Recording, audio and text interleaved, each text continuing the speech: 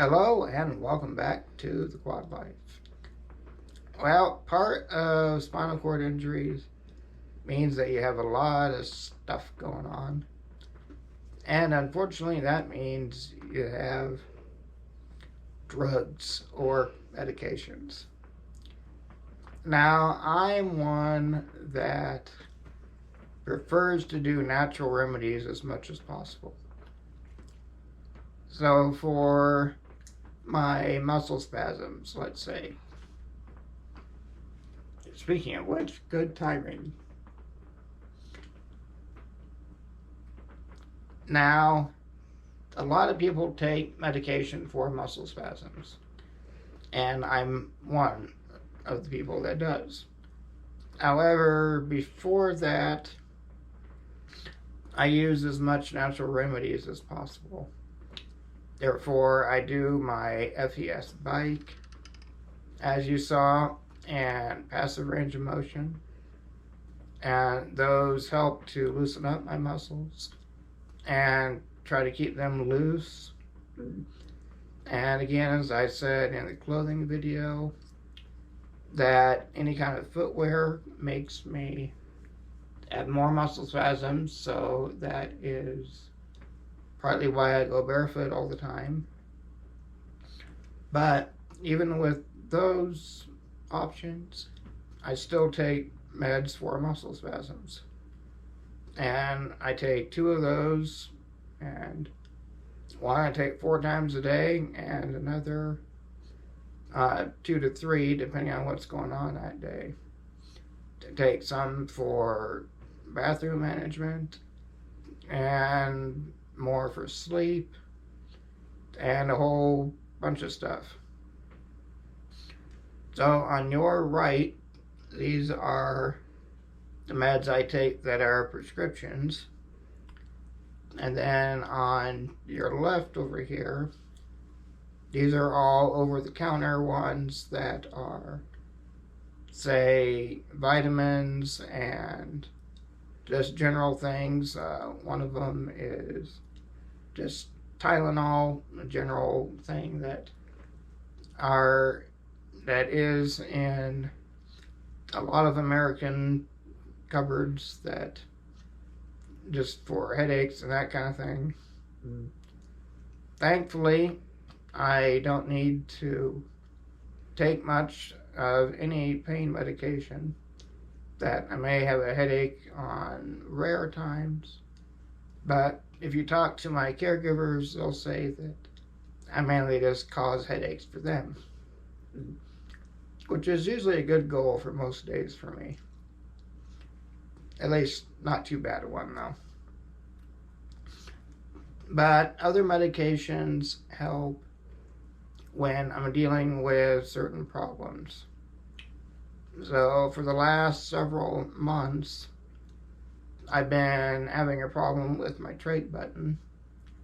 And now it's been determined that I have infection around it, and therefore I'm on an antibiotic to help ward off that infection and hopefully fix the problems that has been going on for the past, well, all summer. And the problem with antibiotics is that they can cause problems with your gut and everything that goes on there.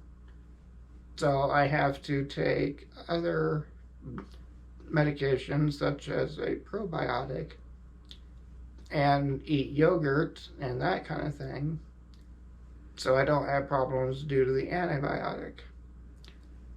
If you have seen commercials for medications on TV, you'll hear maybe 10 seconds of benefits and what it is helpful for, and then the remaining 20 seconds or so of the commercial lists a whole bunch of side effects.